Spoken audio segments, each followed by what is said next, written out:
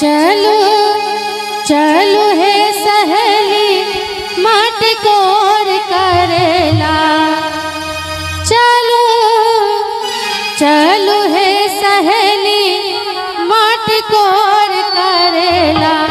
आहे जुगे जुगे सिया के सुहाग बढ़ेला, आहे जुगे जुगे सिया के सुहाग बढ़ेला। चलो चलो हे सहेली मटकोर करेला, चल हे सहेली मटकोर करेला। जुगे जुगे हमरा सिया के सुहाग बढ़ेला, हे जुगे जुगे हमरा सिया के सुहाग बढ़ेला।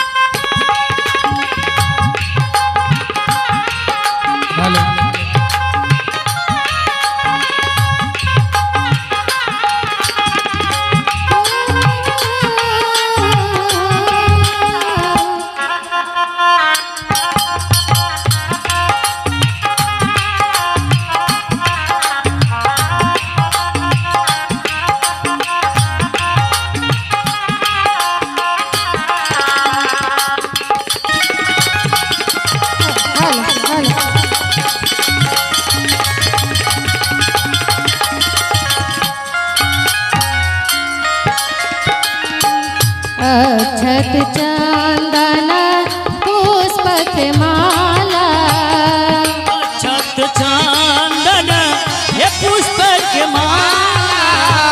तुलसी सुमन साजल भरी भरी डाला, तुलसी सुमन साजल भर भर डाला।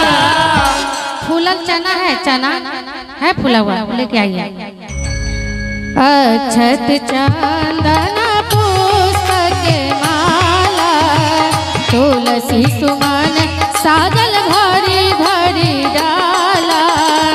मेवा पकवान नैवेद्य धरेला, आहे मेवा पकवान नैवेद्य धरेला। किया है जुगे जुगे सिया के सुहाग बढ़ेला, आहे जुगे जुगे सिया के सुहाग बढ़ेला।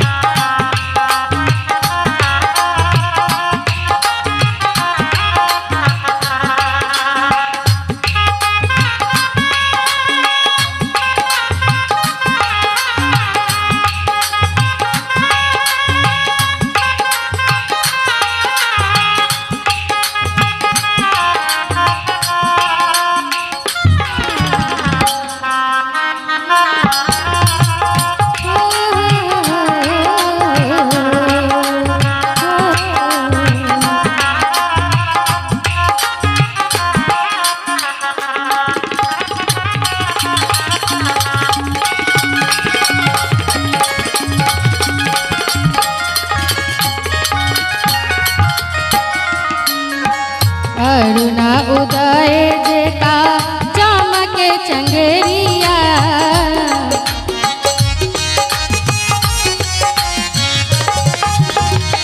अंकुरी भरल पड़ मानिक सिंघोरिया।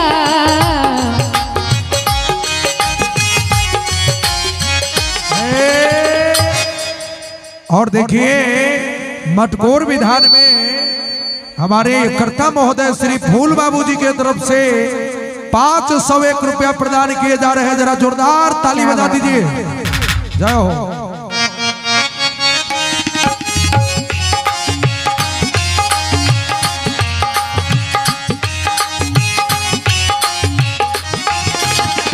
सिंदूर सुहागिन के मांग भरेला, आहे सिंदूर सुहागिन के मांग भरेला। या है जुगे जुगे सिया के सुहाग बढ़ेला, आहे जुगे जुगे सिया के सुहाग बढ़ेला। चलो चलो है सहेली माटी कोर करेला, चलो चलो है सहेली माटी कोर करेला। आहे जुगे जुगे सिया के सुहाग बढ़ेला, आहे जुगे जुगे सिया के सुहाग बढ़ेला, आहे जुगे जुगे सिया के सुहाग बढ़ेला। और आइए कमला पूजन का तैयारी कीजिए।